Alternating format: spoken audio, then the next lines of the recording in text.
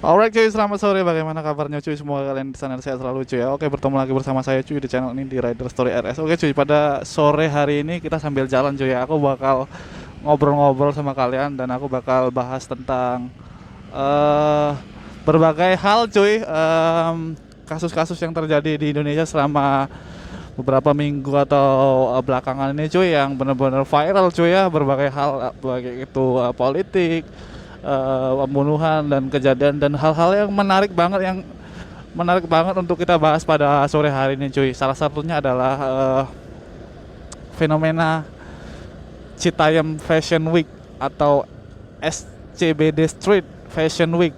Nah, ini benar-benar booming banget cuy, viral banget cuy di media sosial, di mana-mana media-media memberitakan tentang Fashion Week yang ada di Sudirman Street cuy, yang ada di SCBD. Waduh, kita kalau udah bicara fashion tuh nggak ada habisnya cuy ya. Jadi setiap fashion tuh mempunyai keunikan masing-masing cuy ya, dari style maupun bentuk, warna dan mixingnya gitu cuy ya. Jadi celana dipakein apa, nanti dipakai kaos atau pakai outer lain, pakai kacamata, pakai pernak-pernik hal-hal lain seperti sepatu juga cuy, yang benar-benar menambah kenyentrikan sebagai itu cuy ya, pemerannya atau modelnya tuh benar-benar nyentrik banget kalau udah berbicara tentang Fashion Week. Nah, ini jadi menarik untuk kita bahas. Kenapa? Karena pencipta atau pelopor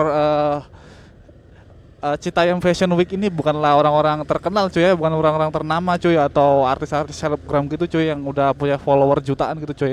Tapi penciptanya adalah sekelompok anak-anak muda cuy, yang benar-benar apa namanya, mereka juga nggak bakal duga kalau itu bakal viral cuy di mana-mana cuy.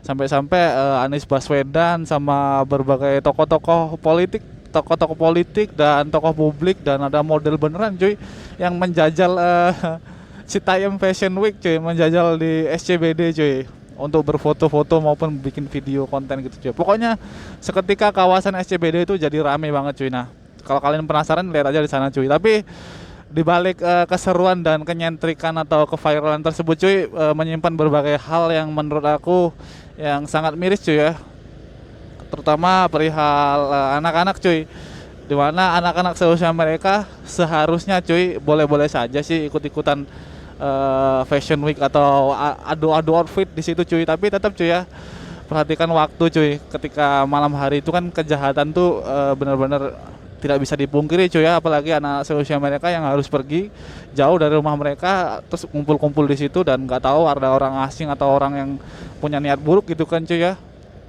Nanti bisa-bisa terjadi hal-hal yang tidak diinginkan di situ cuy. Nah, ini juga jadi pelajaran buat kita cuy, bagaimana kita itu cuy apa namanya, mendidik anak-anak kita cuy, supaya tidak seketika ikut-ikutan gitu cuy dengan hal yang tren atau hal yang lagi viral terus mereka jadi ikut-ikutan ke sana bergaya dengan outfit yang memang terkesan memaksa juga cuy. Kayak mereka seharusnya nggak membeli barang-barang atau baju-baju branded seperti itu cuy. Itu brand lokal cuman harganya juga lumayan cuy. Nah, memang terkesan memaksa juga sehingga mereka menghalalkan segala cara cuy untuk bisa menghadiri adu outfit di situ cuy bersama rekan-rekan yang lainnya. Nah, itu kan menurut aku kan miris juga cuy.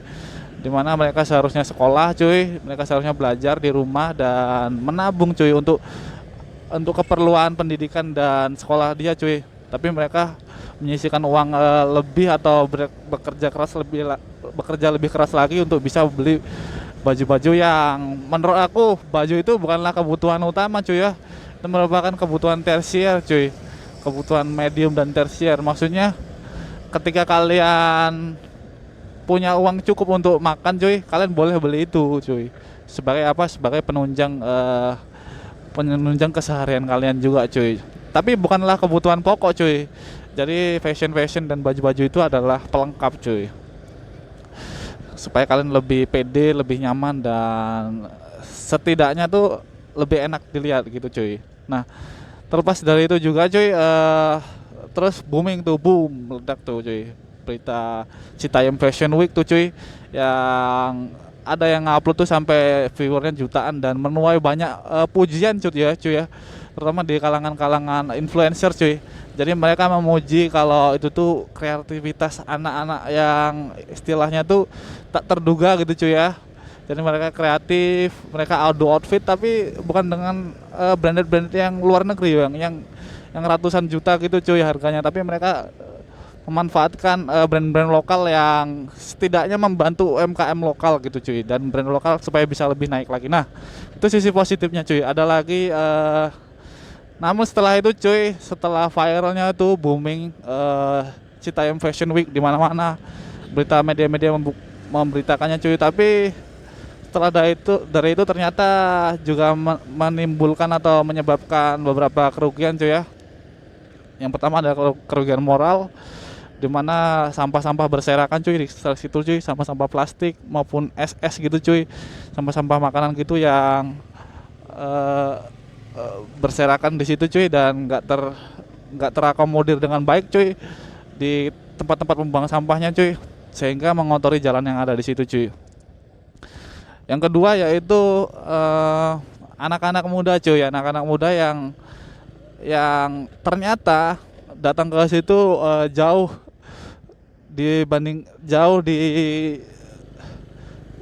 dibandingkan dengan prediksi awal cuy ya. Jadi semakin berkumpulnya anak muda di situ semakin mengganggu jalan raya cuy, karena mereka emang on pointnya cuy, poin Fashion Week tuh di zebra crossnya itu cuy, di jalan rayanya. Jadi mereka terpaksa memberhentikan berbagai kendaraan umum cuy, maupun kendaraan masyarakat sekitar cuy yang mobilitasnya sebenarnya itu mengganggu jalan cuy, karena mereka menutup jalan untuk berfoto-foto ria, untuk berjalan seperti di catwalk gitu cuy. Menurut aku itu mengganggu jalan dan sangat merugikan cuy, di mana efisiensi waktu cuy untuk warga-warga ibu kota cuy untuk menunjang kegiatan pekerjaan mereka cuy, itu benar-benar dibutuhkan cuy. Terus mereka menutup jalan itu sehingga menimbulkan kemacetan yang berkepanjangan cuy. Nah, itu sangat merugikan banyak pihak cuy, terutama pengguna jalan sekitar cuy. Nah, dari itu juga ternyata selebriti maupun influencer masih mendukung cuy, sampai-sampai Baim Wong tuh mendaftarkan Citayam Fashion Week itu sebagai brand atau hak kekayaan intelektual di perusahaan Baim Wong cuy. Namanya Lion Wong atau apa gitu pokoknya PT-nya. Nah, ini kan benar-benar mengambil hak rakyat kecil cuy, di mana ini adalah mereka bilang awalnya ini adalah kreativitas maupun kebanggaan tersendiri, di mana anak-anak muda yang berasal dari kalangan menengah ke bawah yang menciptakannya gitu. Nah, tapi kenapa malah didaftarkan di hak kekayaan intelektual, seolah-olah yang menemukan atau pelopor utama dari Citayam Fashion Week itu adalah perusahaan Baim Wong atau Baim Wong sendiri cuy. Nah, ini kan miris banget cuy, dimana dari sini dia pasti mengambil keuntungan yang benar-benar material cuy ya, dimana keuntungan material itu adalah keuntungan yang fantastis cuy, dimana dia memanfaatkan keviralan ini sehingga dia bisa mengeksploitasi anak-anak itu cuy untuk bisa mendukung ini dan menguntungkan dia cuy secara sepihak cuy. Waduh, ini kan parah banget cuy, dimana dengan iming-iming 100 juta diberikan kepada itu Bongnya itu cuy sebagai pimpinan, entah itu dibuat untuk acara apa segala macam, yang pasti dia memberikan 100 juta itu cuy. Nah,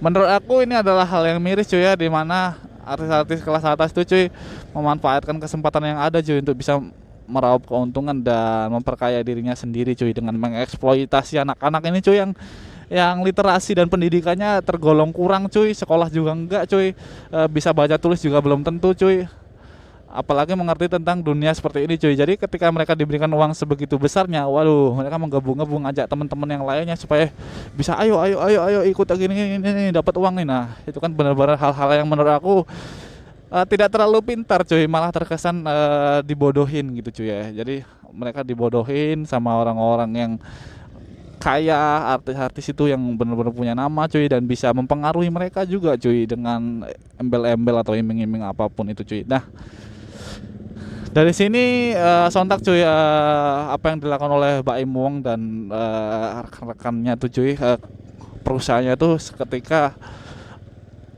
viral juga cuy, dan banyak netizen juga yang menyayangkan hal tersebut cuy, dimana itu kan adalah hak para anak-anak itu cuy, mau daftarin ya terserah anak itu cuy, biarlah anak-anak itu yang pertama kali menemukannya mendaftarkannya, bukan malah diwakilkan oleh orang-orang yang seolah-olah pintar dan tahu itu cuy. Nah, ini kan sangat miris sekali cuy, Sehingga dari situ Baim Wong juga menarik kembali cuy, membatalkan rencananya itu cuy, bahkan bukan rencana cuy, udah di ACC cuy, membatalkan, menarik, pokoknya dibatalkan gitu cuy, supaya nggak jadilah pokoknya didaftarkan di Haki itu cuy. Nah, sehingga dari sini pesan-pesan dari aku sih buat anak-anak Citayam Fashion Week ya cuy ya.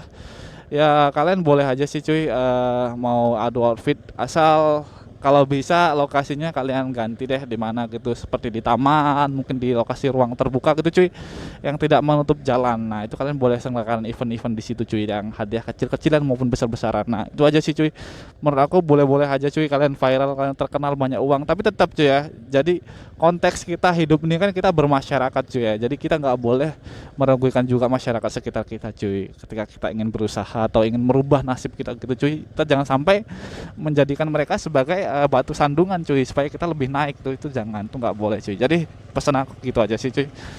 Terima kasih udah menyimak pembahasan pada sore hari ini cuy, karena aku udah sampai di lokasi cuy, dan saya ucapkan selamat sore.